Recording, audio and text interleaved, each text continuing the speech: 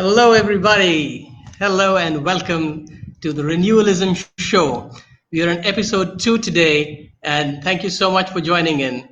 We had a fantastic start yesterday with Meenu Agarwal talking to us about how energy flows and how small habits done early morning can change your energy and stress for the entire day.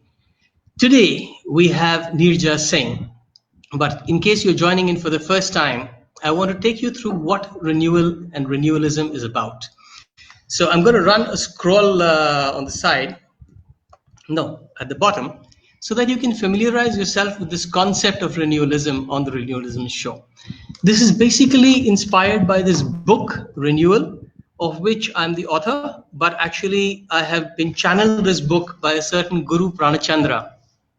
Guru Pranachandra is an energy form that uh, drove my mind stream to write about 30 habits that can change us at and renew us at a level of the self, of our relationships with society and other people, and of how systems work. And this entire process of behavior change is captured in this novel, which was kind of timely because many of the habits that Guru Pranachandra spoke of way back in December last year have started being applied in our societies. The minimalistic living, for instance, telecommuting, for instance, and more of family bonding. So every day in the month of June, I'm going to be having a special guest who's going to talk about renewalism because it has so many facets. And it's about changing habits, which is probably not the easiest thing for everybody to do. At least that's what a lot of people think. And so today we have Nirja Singh, who's going to be talking to us about one of the habits, which is carry your stuff. It's a simple habit. I'm reading it off the book, but it's got a lot of depth in it because it's not just about carrying your stuff physically, but about taking responsibility for yourself. And who could be better to talk about that than a person with a complete military background, with 5 people in the military in her family, and with herself being a person who's a bridge between the millennial generation and the other generations, the Gen X and the Boomers. So she is very young at heart, and she is able to relate to people who are just in their teens today. That kind of bandwidth is what is really required to understand what carry your stuff might really mean. So that said, I'd like you all to help me welcome with a lot of love Nirja Singh. Welcome, Nirja, to the show, and I'll take the book away from between us. Thank you. Thank you so And much. here we are. Thank you for coming. I'm really excited to have you here. Yes. So, Sandeep, I'm going to begin by saying that I shall be covering two habits, not one. right? The first one is how important it is to invest in the young. And the second one would be carry your own stuff. I'd like to begin by talking about the first one. I'm sure our viewers know exactly This why. is, sorry, this is a topic which is very, very, very close to my heart. It's something I feel very strongly about. That's the reason I'm all the time talking about generation gap, and that's the reason I call myself a senior, because I have this very, very deep conviction that it's every generation's mandate to leave behind one that is stronger, that is more productive, that is more potent, that is more prosperous than the earlier generation. Each one of us, I'm sure, here on this show, believes this that they would like their children to go much ahead of them. They'd like to be beaten by their children. I think it's very important to invest in a young person for the sake of survival of the species. That is one. And also because you yourself grow when your younger generation is growing. And why do we have children? It's been said somewhere that it's man's quest for immortality. You have children because you want yourself to continue in them some manner, and that immortality has to happen in a thriving, in a flourishing way. Right. So I come back to this thing that it's really, really important to invest in the young. Right, right. Yes, So we're Sandeep. going to circle back to investing time in the young. I would like to start with, you are a resident of Delhi, and this book is set in Delhi. Guru Pranachandra gives his talk in Delhi. Yes. So you're really in with the community and with the thinking. Now, tell me, uh, he has drawn reference to plastic bags to begin with. He says that that is the biggest weapon of mass destruction in the last 50 years. And would you A, agree with that, and B, he has in fact recognized some societies in Delhi and Gurgaon which have done away with plastic bags and commended that effort. Would you like to give us some tips about how people are managing to do, how they're changing that reality? In fact, Sandeep, it's very interesting because I'm right now in the process of scripting and editing a documentary on alternative to plastics. And this is for the Ministry of Science and Environment. And we went to the Indian Institute of Petroleum. We also, because of the lockdown, we couldn't go to Mysuru because there's a defense laboratory there, food Hmm. research laboratory. They have found alternatives to plastic. So you have bowls in which you can put your dal, and eat the bowl as well. So in the process of shooting for that documentary, in the process of researching and scripting, I met some fantastic, phenomenal people who are really, really, really doing, something very concrete. They're taking concrete steps to sort out this business of plastic. A lot of good work is being done at various levels, right from the government, right down to your residential welfare associations, to societies. A lot of work by NGOs and institutions. Our legacy institutions, quite a few of them have taken it in a very big way. So that is Fantastic. that is something that you draw hope from. Yes. Not only hope. Now, these are the And organizations. I want to come back to, Sorry. yes. Okay, so no, these are the I wanted organizations to, I, that I are wanted to go working back with. to something. Yeah, let me just complete the thought.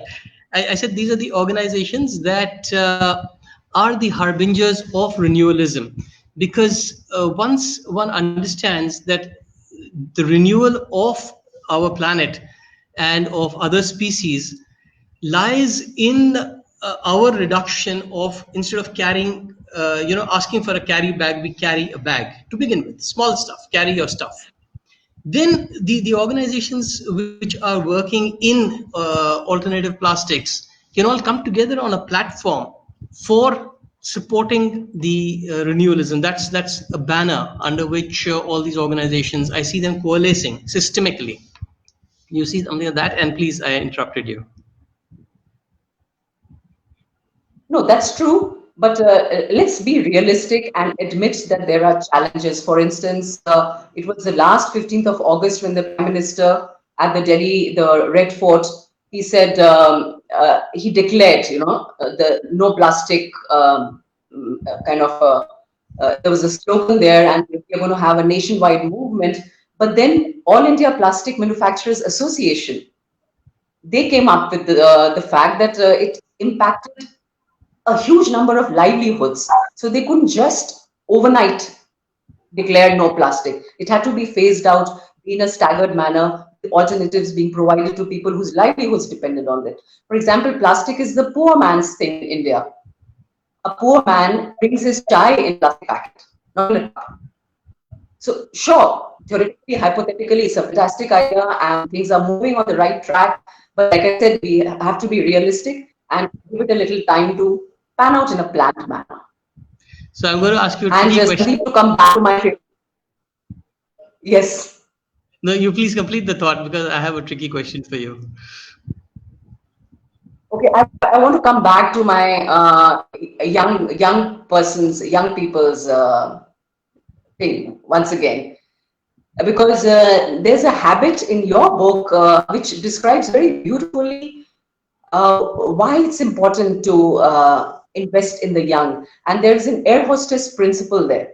One of the ways you can invest in the young is by investing in yourself. How do you invest in the young? You invest in the young by staying current yourself, by staying relevant to their lives, by being in a position to be able to anticipate what might come across, what might cross their way. And your air hostess principle is that before you take care of the young, first put on your own mask when the oxygen level goes down. So to invest in the young, you first need to be investing in yourself. That is a thought I wanted to share. Absolutely spot on. In fact, A tricky question. yeah. No, in fact, what you said is so right, because even when it comes to carrying your stuff, unless you are carrying your stuff, you're not giving the right example to the kids.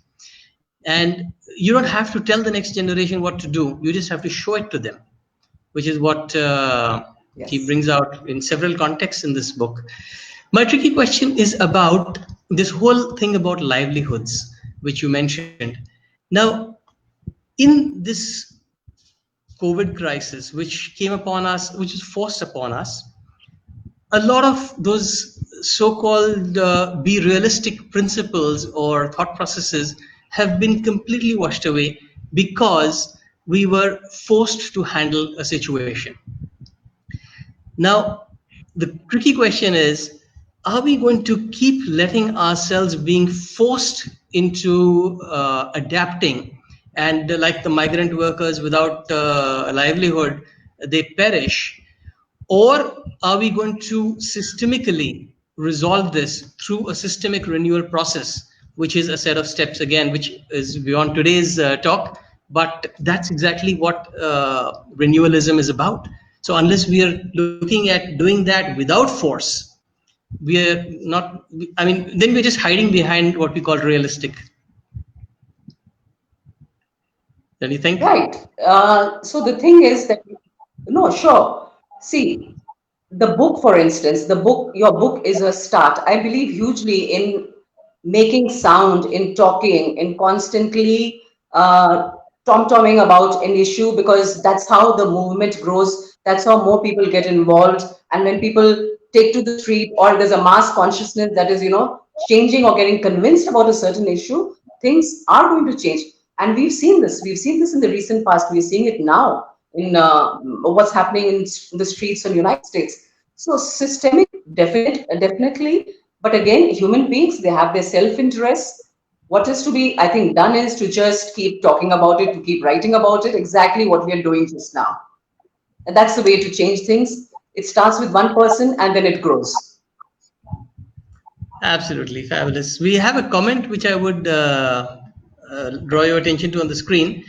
Minu, she says that we do away with all things plastic, so no plastic smile. Smile is in the heart, and that's kind of a very good leeway for us to come into the other habit that you wanted to go deeper into, about investing with the young. Yes. Because smiling from the heart, teaching people to connect with consciousness is so very critical. In fact, there's another comment here where Kenna says that I think that it is the youth. Some years ago, we were cleaning a city in Bihar, and only the little boys and girls, once they saw cleaning, they began to collect the garbage and help us. So it's a mindset which is easier to build because kids see what they, what is good, and they kind of are connected with their pure spirits so much more easily that they adopt good practices, renewalistic practices. How do we? In fact, this is Absolutely. also, just before I come back to you, this is also going to tie in with a question that came up yesterday about how can a teenager influence her family to change habits. So, just like what Kenna said now, how can the elders be more open to change and adoption of new habits, and what role can kids play with that? I think that's something that you would bring a lot of good thought on. I would tell this teenager that it is perhaps far easier for her to do that today because parents today, the communication, they're far more open. It's less hierarchical in families. In fact, the young people's opinion is taken into account for various things, from where to buy a house to what car, what brand to buy. So, and that communication should be possible, and the other way is to take the help of the grandparents. How about co-opting the grandparents into this project? Approach the grandparents, approach the extended family, talk to your parents. These times, I would find it very difficult to believe that parents do not give their ears to their children. A lot of us are very open. We talk so much about being friends to our children now. In fact, it goes to the extreme sometimes. You're trying to draw a balance between how friendly to be and how much to help, and whether you're enabling or whether you are helping. So good luck, teenager. Co-opt your grandparents, like I told you, and get your parents, talk to their ear, talk to them. That's a good tip for her. But adults, this whole thing of mindset is so more ingrained in adults because they have kind of lost their connection with pure spirit, and they have got more socially conditioned. How can we break that one? Like, for instance, That's true, even in Sandeep. carrying It's sorry, go See, on. I believe that I believe that even as we speak, we are breaking it.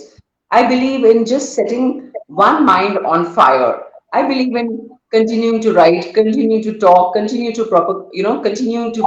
That's the only way to take it forward. You were just talking about the Ladakh case where this person has made one video and see how viral it's gone. People have really identified that. It has changed minds. I've been considering, I've been thinking, what all can I stop buying, with this made in China stamp on it. So that's the only way to be. There's no magic wand that you can wave over people and have them just switch overnight to a certain habit. But you keep whittling away, keep pushing, and that's how you make your inroads. Right. That's In that's fact, that's my philosophy. Yes. thanks for reminding us all about Sonam Wangchuk's video. This Sonam book Wangchuk. also has this Yes. quote in it which says, the renewalist can easily overthrow the consumerist.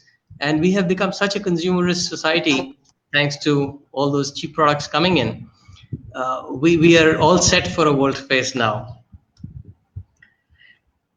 But I'm very fortunate in this respect because, like you mentioned earlier, we are a family of military people. My father is 80, more than 80. He likes to do his own gardening and wash his own car. My husband carries his own weight. In fact, when I was young, it used to be said, I'm sure it's said even now, that it's a great idea to marry an NDA graduate or an IMA or an AFA graduate because they're so self-sufficient. They even come with their hazif. Hazif is a small pouch in which you have needles, threads, magic buttons. They are equipped for everything. They're all in one. And another thing I'd like to share with everyone listening, that in the armed forces, not only do you carry your own stuff, you are bound, obliged. It's expected that you will carry the stuff of or a weaker squadron mate or a batch mate. It's community in the armed forces. It's not one particular individual. You carry everybody's stuff and your own stuff. That is the beauty of this community. Absolutely, absolutely. That's what it takes. Habits and discipline, as Binu was saying yesterday, and Guru Pran Chandra says as well. Yes. And discipline, no better example than the Indian Army, or any army for that matter. But I'm biased. So fantastic. Thank you so much for throwing light on these aspects. And guys, this book is going to be coming out this week. So join us every night at 9 o'clock on the same page. And we're going to have very interesting guest tomorrow who's been a banker and is an expert at building teams and all that now. So be there for him tomorrow. Meanwhile, I'm going to request Nirja for some closing thoughts and then we wind up today. Yes, Nirja. Yes, yes, yes, please. I was just waiting to get a word in there. Yes. You know, my mother used to tell me in Punjabi, ਤੁਸੀਂ ਤਾਂ ਚੱਲੇ ਹੋਏ ਕਾਰਤੂਸ ਹੈਗੇ ਆ ਹੁਣ ਅਗਲਿਆਂ ਨੂੰ ਦੇਖੋ that means that whatever you had your cartridge that is spent now you worry about the next lot of cartridges so the next lot of cartridges are the younger generation I think our generations these younger generations have a lot of potential what they don't need are critics, judges, or devil's advocates. I really do believe what they need are, is a circle of soft investors around them. And because of the options available, let them try out different things, let them crash around, but be there for them. That is what the next generation really needs from us. And I'm hugely invested in the young. Those are my closing thoughts. Fab, fab. We have a thought from Pushpanjali Sharma also, which I've just put up on the screen on the subject of bringing the elders Yes. involved. The child never argued with the elderly in our family, but firmly kept explaining and convincing that her way of living and beliefs aren't wrong. And the world is dynamic, that is true. And so, Yes. fantastic input there, Pushpanjali. Thank you so much. Very well. So thanks a lot. And I'm going to request if anybody else has any thoughts, suggestions, questions to put them up now. But otherwise, please keep adding your comments. Thanks, Minu. Thanks, Nija. There we go. Thank you. Please add your comments. Please add your suggestions to the comments here. And stay tuned in. Ciao. Thank you so much.